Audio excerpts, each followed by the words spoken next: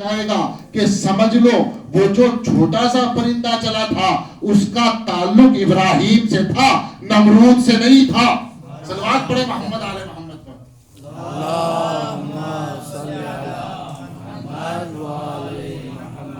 تو اتنا بڑا واقعہ، اتنا بڑا قصہ اللہ نے قرآن میں نقل تو کیا، لیکن اللہ نے اسے احسن القصص کی منزل میں نہیں رکھا.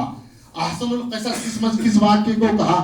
کہ وہ واقعہ جو یوسف کا واقعہ ہے. میں کہوں گا پڑھنے والے، جس قصے میں محبت کی داستان بیان کی ہو، کیا وہ واقعہ اتنا اہم ہو گیا کہ تو نے اسے احسن القصص کہہ دیا؟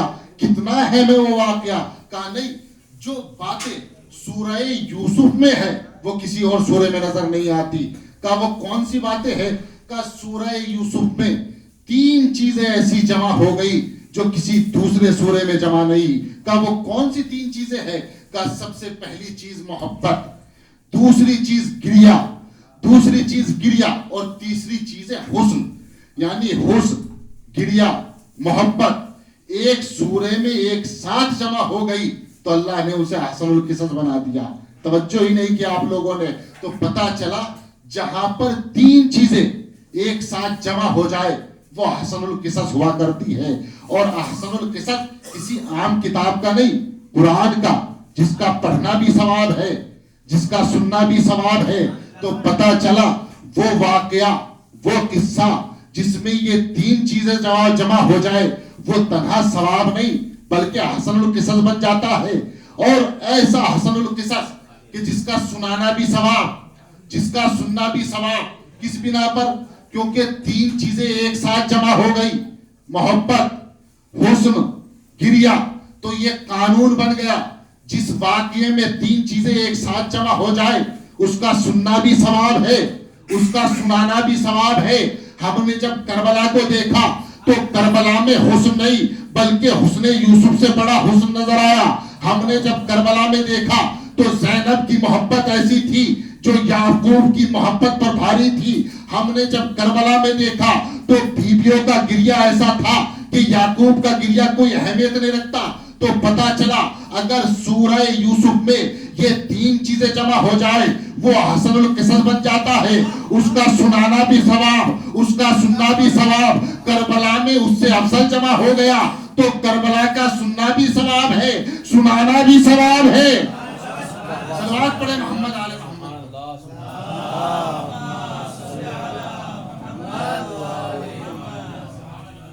نحن نقص علیک احسن القصص، ہم آپ کو بہترین قصہ سنا رہے ہیں. اور یہ کوئی معمولی قصہ نہیں، یہ احسن القصص ہے. اور کہہ کون رہا ہے؟ اللہ کہہ رہا ہے. کیوں؟ کیونکہ ایک نبی کا تذکرہ ہے. پتا چلا اگر ان قصوں کا تذکرہ کیا جائے کہ جن میں خدا کے منصوص کردہ کا تذکرہ ہو تو ان کا سننا بھی ثواب ہوتا ہے، ان کا سنانا بھی ثواب ہوتا ہے. کیوں؟ اس لیے کہ معصوم کا تذکرہ ہے. اور ہمارے پاس جو عصمت ہے اس قسمت کی بھی کچھ قسمیں ہیں. کچھ معصوم ایسے ہیں کہ جن کی عصمت خاصہ نہیں ہے، کچھ معصوم ایسے ہیں کہ جن کی عصمت خاصہ ہوتی ہے. معصوم یوسف بھی ہے لیکن جیسے معصوم چہاردہ معصومین ہے ویسے معصوم یوسف نہیں. اور اس معصوم کا تذکرہ بھی اتنا حسین کہ احسن القصص قرار دے دیا گیا. تو اگر ان معصوموں کا تذکرہ کیا جائے کہ جن کی عصمت خاصہ رکھتی ہے، جن کی عصمت کبرا ہے، تو اس کا کیا اہمیت ہوگی، اس کا کیا وقار ہوگا. آج 25 رجب ہے، شہادت ہے ہمارے امام کی. کون سا امام؟ جسے موسیٰ کاظم کہا جاتا ہے.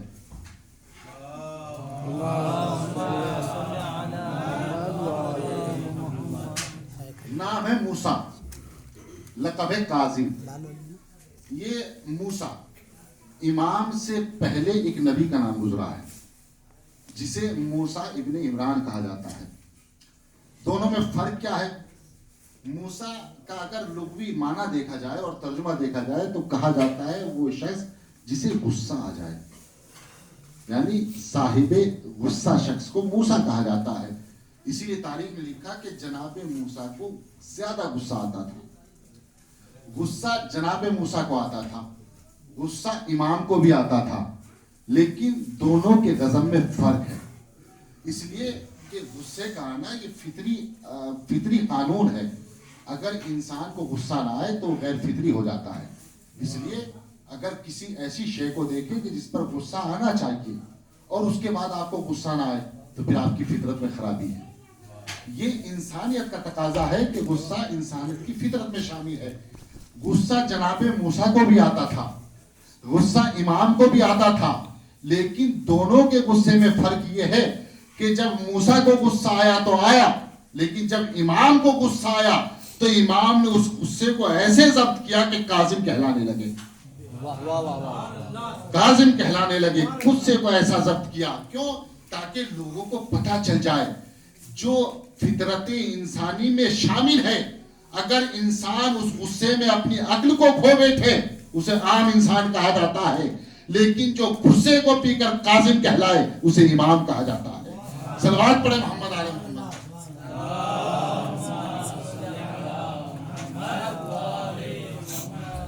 امام موسیٰ کاظم, لقب کاظم, نام موسیٰ.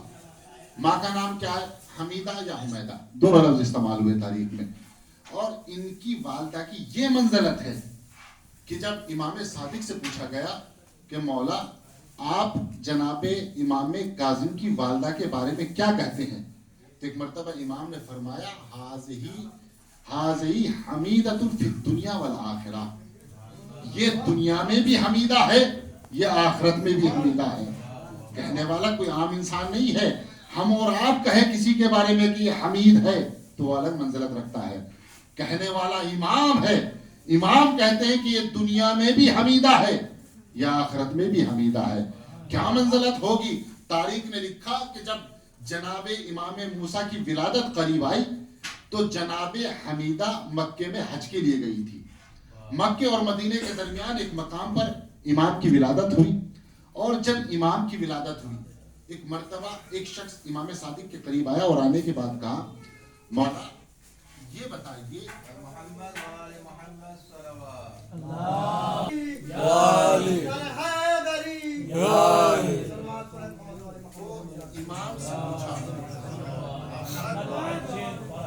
امام سے آنے والے نے پوچھا مولا یہ بچہ کون ہے؟ توجہ چاہتا ہوں ازانی گرامی, کہا یہ بچہ کون ہے؟ امام کو جواب دینا تھا تو آسان سے لفظوں میں دے سکتے تھے یہ میرا بیٹا ہے, لیکن امام نے یہ نہیں کہا کہ یہ میرا بیٹا ہے. امام نے جواب دیا, امام کہتے ہیں ھذا باب من ابواب اللہ, یہ اللہ کے دروازوں میں سے ایک دروازہ ہے. سبحان اللہ سبحان اللہ. کیا کہا؟ یہ اللہ کے دروازوں میں سے ایک دروازہ ہے. تو امام کی اس جملے سے دو باتیں پتہ چل گئی.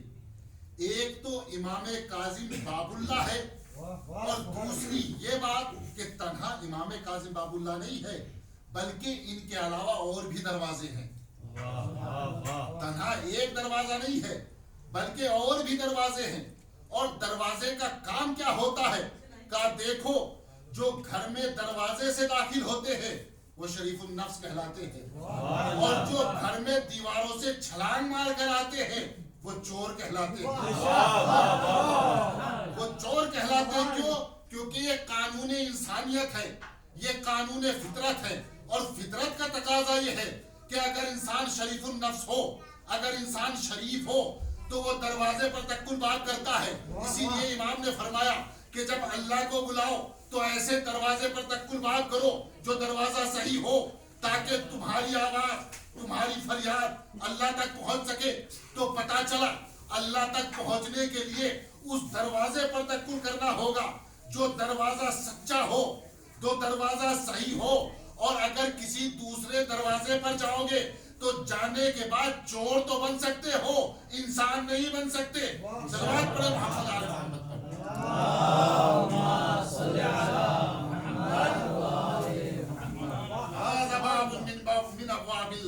یہ اللہ کے دروازوں میں سے ایک دروازہ ہے. شرح اور بھی کر سکتا ہوں لیکن دامن وقت میں اتنا کیا کہا؟ یہ اللہ کے دروازوں میں سے ایک دروازہ ہے. اور نقل کرنے والا کوئی شیعہ مصنف نہیں ہے, نقل کرنے والا سنیوں کا مصنف ہے. وہ کہتا ہے امام کاظم کے لیے کہ یہ اللہ کے دروازوں میں سے ایک دروازہ ہے. یہ امام نے جواب دیا. اور بھی جواب دے سکتے تھے لیکن امام کو بتانا تھا کہ ہمارا بیٹا تنہا بیٹا نہیں بلکہ اللہ کا منصوص کردہ امام ہے, تاکہ زمانوں کو پتہ چل جائے کہ اس کی منزلت کیا ہے اور اس کا وقار کیا ہے. یہ ہے امام کاظم. لقب کیا ہے؟ 2 لقب جو زیارتوں میں ملتے ہیں. ایک لقب عبد الصالح, دوسرا لقب باب الحوائج. یہ 2 لقب امام کی زیارت میں ملتے ہیں, ایک عبد الصالح اور ایک باب الحوائج. اور حسن اتفاق یہ ہے یہی 2 لقب جناب عباس کے بھی ہے. جناب عباس کو عبد الصالح بھی کہا جاتا ہے اور جناب عباس کو باب الحوائج بھی کہا جاتا ہے. اور امام کاظم کے بھی 2 لقب عبد الصالح, باب الحوائج. عبد الصالح اگر لفظوں کو دیکھا جائے تو انسان سمجھتا ہے کہ کوئی بڑی بات نہیں ہے, عبد الصالح نیک عبد. لیکن اگر گہرائی میں جایا جائے تو یہ لفظ عبد کوئی معمولی لفظ نہیں ہے. عبد کسے کہتے ہیں؟ عبد کے معنی کیا ہے؟ کیا عبد بندے کو کہا جاتا ہے کہ عبد بندے کے معنی میں ہے؟ اگر عبد بندے کے معنی میں ہے تو عبد الصالح نیک بندہ کوئی بڑا کمال نہیں ہے. ایک انسان جو گناہ نہ کرے, جو عبادتیں کرے, جو روزے رکھے, اسے بھی عبد صالح کہا جا سکتا ہے. نہیں, بلکہ عبد تنہا بندے کو نہیں کہا جاتا, بلکہ اگر عبد کو قرآن سے دیکھا جائے تو ہم نے دیکھا قرآن میں اللہ نے اپنے حبیب کے لیے پوری قرآن میں کہیں پر لفظ عبد کا استعمال نہیں کیا. بس ایک مرتبہ اللہ نے محمد کو عبد کہا, اور وہ منزل کون سی ہے؟ کہ جب اللہ نے اپنے نبی کو معراج پر بلایا, اور جب معراج پر بلایا تو کہا کہ میں نے اپنے عبد کو بلایا. سبحان الذی اسری بعبدہ ہی لفظ عبد کا استعمال کیا. اس سے پہلے اللہ نے کبھی بھی اپنے نبی کو عبد سے خطاب نہیں کیا. شب معراج عبد سے خطاب کیا. مطلب کیا ہے؟ کیا اللہ کہنا یہ چاہتا ہے کہ میں نے اپنے بندے کو بلایا؟ نہیں, بلکہ ہر مقام پر اللہ نے کبھی نبی کو طہا کہا, کبھی نبی کو یاسین کہا, کبھی نبی کو مزمل کہا, کہیں نبی کو مدثر کہا, کہیں پر عبد نہیں کہا. لیکن جب معراج پر گئے اور معراج پر جانے کے بعد ایک مرتبہ اتنو منی کی صدا بلند ہوئی اور جبرائیل نے کہا یا رسول اللہ اگر آگے قدم بڑھائے تو پروبال جل جائیں گے. تو ایک مرتبہ رسول اور اللہ کے درمیان اب نہ جبرائیل ہے نہ کوئی وسائط ہے, بغیر وسائط, یعنی جب فاصلہ کم ہو گیا تب اللہ نے کہا میں اپنے عبد کو بلا رہا ہوں. تو قرآن نے بتایا عبد بندے کو نہیں کہتے, بلکہ اللہ اور امام کے درمیان ایسا رابطہ تھا کہ جس کے درمیان میں کسی تیسرے کی گنجائش نہ ہو تو عبد استعمال کیا جاتا ہے. تو عبد الصالح نیک بندہ. دوسرا لقب باب الحوائج, یعنی حاجتوں کو پورا کرنے کا دروازہ, جہاں پر حاجتیں پوری ہوتی ہوں. تاریخ نے لکھا کہ امام موسیٰ کاظم علیہ السلام کے روزے پر اتنی حاجتیں پوری ہوتی تھی کہ مخالف حیران و پریشان تھے کہ ایسا کون سا سبب ہے کہ یہاں پر اتنی حاجتیں پوری ہوتی ہیں, وجہ کیا ہے. اور تاریخ نے لکھا کہ جب مخالفین نے دیکھا کہ امام کے روزے پر حاجتیں پوری ہوتی ہیں تو ایک مرتبہ انہوں نے سوچا کہ ایسی کیا وجہ ہے کہ ہمارے روزوں پر دعائیں قبول نہیں ہوتی. امام کے روزے پر دعائیں قبول ہوتی ہے, ہمارے روزوں پر دعائیں قبول نہیں ہوتی. ایک مرتبہ انہوں نے ایک شخص کو تیار کیا اور تیار کرنے کے بعد کہا کہ دیکھو تم فلاں روزے پر جاؤ اور وہاں کچھ دن تک یہ کہنا کہ میں نابینا ہوں, اور جب تمہارے بارے میں یہ بات مشہور ہو جائے کہ تم نابینا ہو, جس دن روزے پر زیادہ ازدحام ہو تو تم شور کر دینا کہ مجھے اس روزے سے بینائی مل گئی. خطیب بغدادی اس بات کو ذکر کرتے ہیں. وہ کہتے ہیں کہ ایک مرتبہ ایک شخص کو تیار کیا گیا اور اسے روزے پر چھوڑ دیا گیا. جب بھی اس سے کوئی سوال کرتا تو وہ کہتا کہ میں تو نابینا ہوں, میں تو نابینا ہوں, میں تو نابینا ہوں. اب لوگوں میں یہ بات معروف ہو گئی کہ یہ نابینا ہے. ایک مرتبہ ایک ازدحام ہوا. جنہوں نے اسے تیار کیا تھا انہوں نے کہا آج اچھا موقع ہے, آج تم اعلان کر دو کہ مجھے نابینا سے بینائی مل گئی. اب یہ جیسے اس قصد کے ساتھ روزے میں داخل ہوا, تاریخ نے لکھا کہ جو بینائی تھی وہ بھی غائب ہو گئی, وہ بینائی بھی ختم ہو گئی. اب لوگوں نے کہا بھئی اعلان کرو. یہ کہتا ہے کیسے اعلان کروں, پہلے دیکھ رہا تھا اب کچھ نظر نہیں آتا. تاریخ نے لکھا پھر وہ امام کاظم کے روزے پر آیا اور آنے کے بعد گڑ گڑایا, دعائیں کی, پھر دوبارہ ان کو بینائی مل گئی. تو یہ ہے باب الحوائج, جہاں پر حاجتیں پوری ہوتی ہے. اور اگر آپ قازوین جائیں گے تو جہاں پر زیارت لکھی ہوئی ہے وہاں پر یہ واقعہ نقل ہے. وہ کہتے ہیں کہ ایک مرتبہ ایک ضعیفہ کے جوان بیٹے کو سپاہیوں نے قید کر لیا. جب سپاہیوں نے قید کیا, ایک مرتبہ یہ دوڑتی ہوئی روتی ہوئی امام کے روزے کی طرف چلی. کچھ جوانوں نے اس کو راستے میں روکا, روکنے کے بعد کہا کہاں جا رہی ہو؟ کہا تمہیں نہیں معلوم میرے بیٹے کو سپاہی پکڑ کر لے گئے ہیں. کہا پھر کہاں جا رہی ہو؟ کہا میں امام کے روزے پر جا رہی ہوں, میں امام کے روزے پر جا رہی ہوں. کہا وہاں جا کر کیا کرے گی؟ کہا میں اپنے بیٹے کی رہائی کی دعا کروں گی. ایک مرتبہ یہ جوان کہتے ہیں ارے عجیب بات ہے, جس کی زندگی خود قید خانے میں گزری ہو وہ تمہارے بیٹے کو کیا آزادی دے گا. ایک مرتبہ اس ضعیفہ نے جملہ سنا, روزہ امام پر آئے اور زری کو پکڑا, اور پکڑنے کے بعد ایک جملہ کہا مولا اب تک بات میرے بیٹے کی تھی, اب بات آپ کے اختیار کی ہے, مجھے میرے بیٹے کی رہائی چاہیے. تاریخ نے لکھا کہ جب گھر واپس آئی تو بیٹا گھر پر موجود تھا, بیٹا گھر پر موجود تھا, بیٹا آزاد ہو گیا. ضعیفہ نے دنیا کو بتا دیا کہ میرے بیٹے کو آزاد کرانے والے یہی امام ہے, اور امام نے آزاد کرا کر بتا دیا کہ وہ اور لوگ ہوتے ہیں جو خود آزاد ہو کر دوسروں کو آزاد کرائے, ہم وہ ہیں جو خود قید ہو کر دنیا کو آزادی دیتے ہیں. صلوات پڑھے محمد علیہ.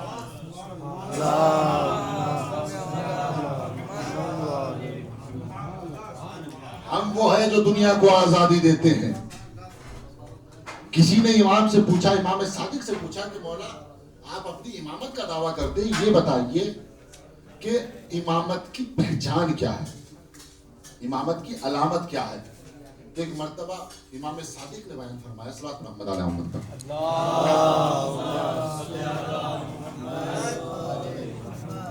بس آخری 2-3 باتیں اور پھر اس کے بعد آپ کی زحمت تمام. کا دیکھو امام کے امام ہونے کی سب سے بڑی علامت یہ ہے کہ وہ علم غیب رکھتا ہے. پھر کا دوسری علامت کیا ہے؟ کا دوسری علامت یہ ہے کہ وہ دنیا کی ہر زبان جانتا ہے. وہ دنیا کی ہر زبان جانتا ہے, چاہے وہ کسی بھی ملک کا ہو, کسی بھی دیہات کا ہو, وہ اس کی زبان اس سے بہتر جانتا ہے. وہ اس کی زبان اس سے بہتر جانتا ہے. 1-2 زبان کا جان لینا آسان ہے, لیکن دنیا میں نہ جانے کتنی زبانیں ہیں. تمام زبانوں کا جاننا یہ کوئی معمولی بات نہیں ہے. پھر امام نے کہا تنہا انسانوں کی زبان نہیں, بلکہ جتنی بھی مخلوق ہے وہ سب کی زبانیں جانتا ہے, وہ سب کی زبانیں جانتا ہے. جب یہ امام کا جملہ ارشاد, امام نے جملہ ارشاد فرمایا کہ امام کے ہونے کی 2 علامتیں, وہ علم غیب رکھتا ہے, وہ دنیا کی تمام مخلوق کی زبانیں جانتا ہے. اب دعویٰ تو آ گیا, ثبوت کہاں ملے, ثابت کیسے ہو؟ ایک مرتبہ امام کاظم جنگل میں اپنے صحابی کے ساتھ جا رہے تھے. صحابی کے ساتھ چلتے چلتے ایک مرتبہ ایک بھیڑیا نمودار ہوا. اب جو بھیڑیا قریب آیا, صحابی کہتا ہے کہ میں تھوڑا دور ہو گیا. صحابی دور ہوا, ایک مرتبہ بھیڑیے نے اپنے منہ کو امام کے قریب کیا, اور قریب کرنے کے بعد کچھ کہا اور چلا گیا, اور جاتے جاتے پھر کچھ کہا. ایک مرتبہ صحابی نے پوچھا مولا یہ بھیڑیا کیوں آیا تھا؟ امام نے کہا یہ اس لیے آیا تھا کہ اس کے یہاں ولادت ہونے والی ہے. یہ مجھ سے کہہ رہا تھا کہ میں اس کے لیے دعا کروں, میں اس کے لیے دعا کروں, میں نے اس کے لیے دعا کی. صحابی نے پوچھا مولا جب وہ جا رہا تھا تو جاتے ہوئے کیا کہہ رہا تھا؟ کہا جاتے ہوئے اس نے کہا مولا میں آپ کے شیعوں کے لیے دعا کروں گا, میں آپ کے چاہنے والوں کے لیے دعا کروں گا. تو بھیڑیا تھا, جانور تھا, عقل نہیں رکھتا تھا, شعور نہیں رکھتا تھا, لیکن اتنا جانتا تھا کہ جب مشکل وقت ہو تو رجوع ایمان کی طرف کیا جاتا ہے. مراجعہ امام کی طرف کیا جاتا ہے تو پتا چلا ہمارے پاس دو طرح کے آدمی ہیں. ایک وہ لوگ ہیں جو انسان ہے, عقل بھی رکھتے ہیں, شعور بھی رکھتے ہیں, اور اس کے بعد یہ دعویٰ کرتے ہیں کہ امام کسی کی مدد نہیں کر سکتے. ایک طرف یہ جانور ہے, نہ عقل رکھتا ہے نہ شعور رکھتا ہے, لیکن اتنا جانتا ہے کہ اگر مشکل وقت ہو تو مدد امام کرتا ہے. تو اسی لیے تو قرآن نے کہا کہ بہت سے لوگ ایسے ہیں کہ جن کی منزلت جانوروں سے بھی کم ہے. صلوات پڑھے محمد آل محمد کو.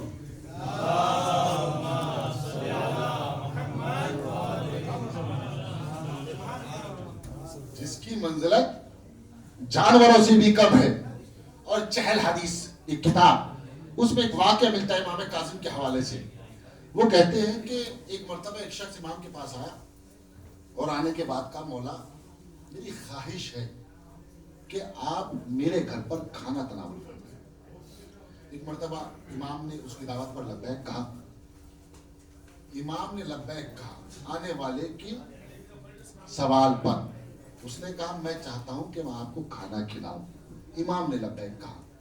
امام کا لبیک کہنا بتاتا ہے کہ اس کی غذا پاک تھی, کیونکہ امام کسی ایسے گھر میں نہیں جا سکتے کہ جہاں غذا پاک نہ ہو.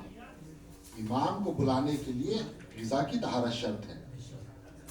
غذا پاک تھی. اب امام اس کے گھر پر تشریف لے گئے.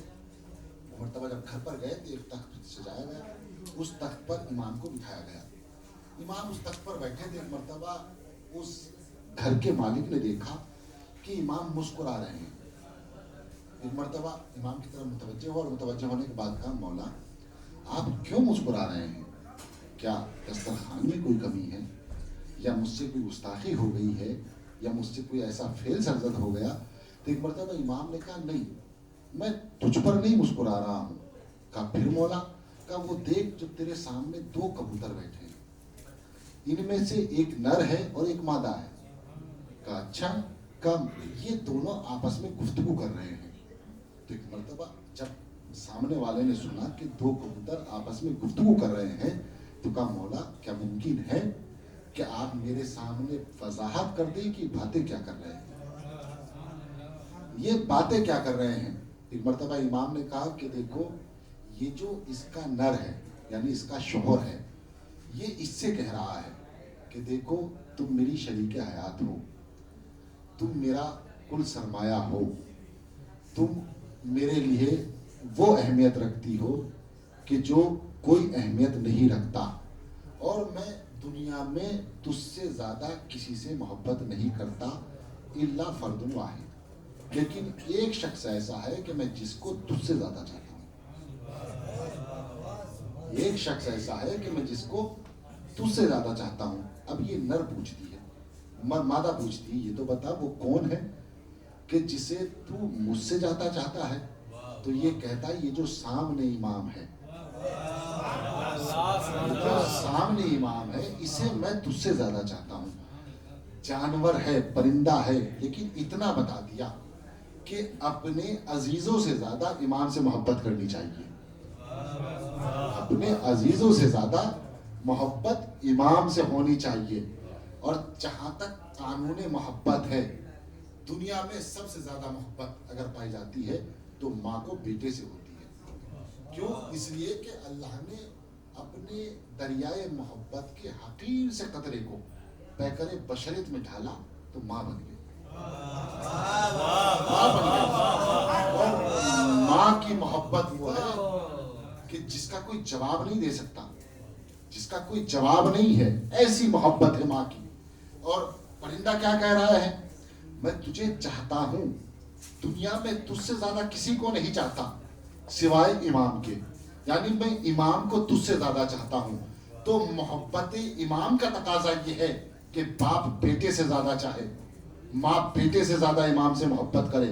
اگر محبت اس پیمانے کی ہے تو پھر تو کامیابی ہے, اور اگر محبت اس پیمانے کی نہ ہو تو پھر وہ محبت صرف لکلکائے لسانی ہے, محبت نہیں. امام سے جو محبت درکار ہے, اس لیے آیت میں محبت نہیں لفظ مودت استعمال ہوا ہے, لفظ مودت استعمال ہوا ہے. محبت ایسی ہو نہ اپنے باپ سے کرے نہ اپنی اولاد سے کرے. تو کوئی مجھ سے کہے بھائی یہ تو بتا, اللہ نے ماں کو پیکر محبت بنایا ہے, ماں سے زیادہ محبت بیٹے سے کوئی نہیں کر سکتا, اور ماں اپنے بیٹے سے زیادہ کسی اور کی محبت کیسے کر سکتی ہے؟ اگر خدا کی قسم مصداق نہ ہوتا تو دعویٰ جھوٹا ہوتا, لیکن کربلا نے ثابت کر دیا, ہمارے پاس مصداق موجود ہے. اکبر جیسا جوان ہے, لیلا نے کہا خود امام کی محبت کے سامنے بیٹے کی محبت کچھ نہیں, بیٹے کو قربان کر دیا, اور قربان کر کے بتایا کہ امام سے محبت نہیں مودت درکار ہے, اور جہاں مودت ہو وہاں اولاد نہیں دیکھی جاتی, وہاں شوہر نہیں دیکھے جاتے, بلکہ مودت کا تقاضا یہ ہے کہ جان جسم سے نکل جائے لیکن ختم نہ ہو. اسے مودت کہا جاتا ہے. اگر مختصر سے لفظوں میں محبت اور مودت کا ترجمہ کیا جائے تو اتنا سمجھ لیجئے کہ پانی کے اندر میڈک بھی زندگی گزارتا ہے, مچھلی بھی زندگی گزارتی ہے, لیکن پانی سے اگر میڈک کو نکال دیا جائے تو وہ مرتا نہیں ہے بلکہ زندگی گزارنے لگتا ہے, چلا جاتا ہے. اسی پانی سے اگر مچھلی کو نکال دیا جائے تو مچھلی تڑپ تڑپ کر مر جاتی ہے. کیوں؟ اس لیے کہ اس پانی سے میڈک کو محبت ہے, مودت نہیں. مچھلی کو اس پانی سے مودت ہے, محبت نہیں. تو پتا چلا جہاں مودت ہو وہ نہ زندگی میں دور ہوتی ہے نہ مرنے کے بعد دور ہوتی ہے. امام نے بتایا ہمیں اللہ سے کیسی محبت ہے, کہا دیکھو جب تک ہم زندہ رہے قرآن کے ساتھ رہے, جب تک ہم زندہ رہے اللہ کی وحدانیت کا اقرار کرتے رہے, اور جب دنیا سے چلے گئے تو نوکے نیزہ پر قرآن کی تلاوت کر کے بتایا ہم زندگی میں بھی اللہ کے ساتھ تھے, مرنے کے بعد بھی اللہ کے ساتھ ہے. صلوات پڑھیں.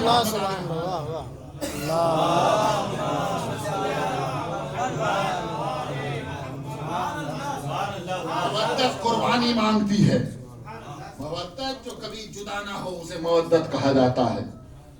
اور آج اس امام کی شہادت کی تاریخ ہے کہ جس کے لیے تاریخ نے لکھا کہ جس کی زندگی زیادہ تر قید خانے میں گزری, لیکن خدا کی قسم محبت خدا اور اطاعت خدا کا یہ عالم ہے کہ ایک مرتبہ دعا کرتے ہاتھ اٹھا کر, اللہ ماننے والے میں تجھ سے یہ چاہ رہا تھا کہ تو مجھے ایسا مقام عطا فرما کہ جس میں تیری عبادت کر سکوں, جس میں میں تیری عبادت کر سکوں. سنیں گے عزیزو, قید خانے میں امام کو رکھا گیا, اور قید خانہ جو علماء نے لکھا اس قید خانے کی کیفیت یہ تھی کہ جو زمین کے اندر بنایا گیا تھا. آپ تمام لوگوں نے اس قید خانے کو دیکھا ہوگا, بس 2-3 جملے مسائل کے اور اس کے بعد آپ کی زحمت تمام. ایک قید خانہ جسے آپ نے دیکھا ہوگا, تاریخ نے لکھا کہ اس قید خانے کی خاصیت یہ تھی کہ اس کی چوڑائی اتنی کم تھی کہ امام پیر بھی نہیں پھیلا سکتے تھے, اور اس کی لمبائی کا یہ عالم تھا کہ امام اگر کھڑے ہوتے تھے تو سر چھت پر لگنے لگتا تھا. اور تاریخ نے لکھا, میں نے خطیب سے سنا, وہ کہتے ہیں کہ ہارون رشید نے ظلم یہ کیا تھا کہ قید خانے کی دیواروں میں کیلوں کو لگوا دیا تھا تاکہ امام ٹیک نہ لے سکے. اللہ اکبر, اللہ اکبر. آپ ذرا اندازہ لگائے کہ اس قید خانے میں کیسے امام نے زندگی گزاری ہوگی, جہاں نہ دن کی روشنی آتی تھی نہ رات کی تاریکی کا پتہ چلتا تھا. ایسے عالم میں ایک مرتبہ ایک شخص ہے, خدا کی قسم تاریخ نے لکھا کہ جب امام کو زہر دیا گیا تو زہر کی خصوصیت یہ تھی کہ اگر وہ زہر زمین پر گرتا تھا تو زمین پھٹ جایا کرتی تھی. امام کو وہ زہر دیا گیا, زہر کا اثر نمودار ہوئے. ایک مرتبہ امام نے قید خانے کے دربان سے کہا, دربان میں اپنے بچوں کو دیکھنا چاہتا ہوں, میں اپنے بچوں کی زیارت کرنا چاہتا ہوں. دربان کہتا ہے مولا میں آپ کا چاہنے والا ہوں لیکن کیا کروں, مجبور ہوں, میں آپ کی خواہشیں پوری نہیں کر سکتا. ایک مرتبہ امام کہتے ہیں ارے تو اجازت تو دے. کہا مولا کہاں مدینہ, کہاں کاظمین, آپ کیسے جائیں گے؟ ایک مرتبہ امام کہتے ہیں وہ ہمارے اوپر چھوڑ دے, ہم کیسے جائیں گے؟ تاریخ نے لکھا, دربان کہتا ہے میں نے دیکھا کہ رات نمودار ہوئی, جب رات ہوئی تو ایک مرتبہ خود ہی امام کی زنجیریں ٹوٹ گئی, خود ہی امام کا قید خانہ کھل گیا, اور امام رات میں اپنے گھر پہنچے. معصومہ کم نے جیسے ہی اپنے باپ کو دیکھا دیکھا گریہ کرنا شروع کیا. ایک مرتبہ امام کہتے ہیں بیٹی اب ہمارا وقت قریب ہے.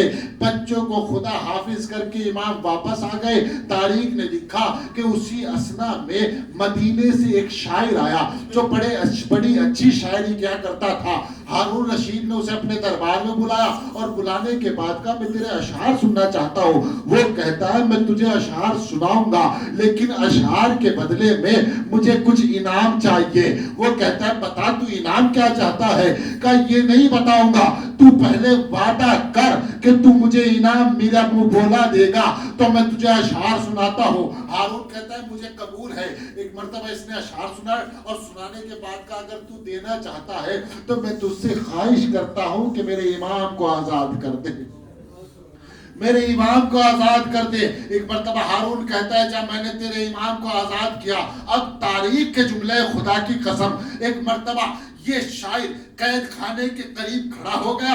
قید خانے سے قیدی آنے شروع ہوئے. ایک مرتبہ قیدی آتے ہیں, یہ کہتا ہے ان میں میرا امام نہیں ہے. پھر قیدی آتے ہیں, یہ کہتا ہے ان میں میرا امام نہیں ہے. ایک مرتبہ قید خانے سے ایک تختہ نمودار ہوا جس کے اوپر کچھ لیٹا ہوا تھا. یہ کہتا ہے مجھے جسم تو نظر نہیں آیا, ہاں مجھے کچھ کپڑا نظر آیا کہ جیسے تخت کے اوپر کچھ کپڑا رکھا ہوا ہو. ارے وہ کوئی اور نہیں بلکہ امام کا جنازہ تھا. تاریخ نے لکھا امام کے جنازے کو بغداد کے پل پر رکھ دیا گیا. اب آنے والوں نے پوچھا ارے یہ کس کا جنازہ ہے جس کا کوئی وارث نظر نہیں آتا. ایک مرتبہ آواز آئی ارے یہ فرزند رسول امام کاظم کا جنازہ ہے. اتنا سننا تھا قافلے کے سالار نے دروازوں پر دکن باب کیا, اے علی کے چاہنے والوں, اے امام کے شیعوں, ارے تمہارے امام کا جنازہ بغداد کے پل پر پڑا ہوا ہے. پر چاہنے والوں نے جیسے ہی آواز سنی ایک مرتبہ بغداد کے پل کے قریب آئے اور آنے کے بعد جیسے ہی کپڑا ہٹایا قیامت برپا ہو گئی. کیا دیکھا؟ ارے امام کا جنازہ, ہاتھوں میں ہتھکڑیاں, پیروں میں بیڑیاں, گلے میں توق, جانے والوں کی چیخیں نکل گئی. رزم بقضاء تسلیم اللہ.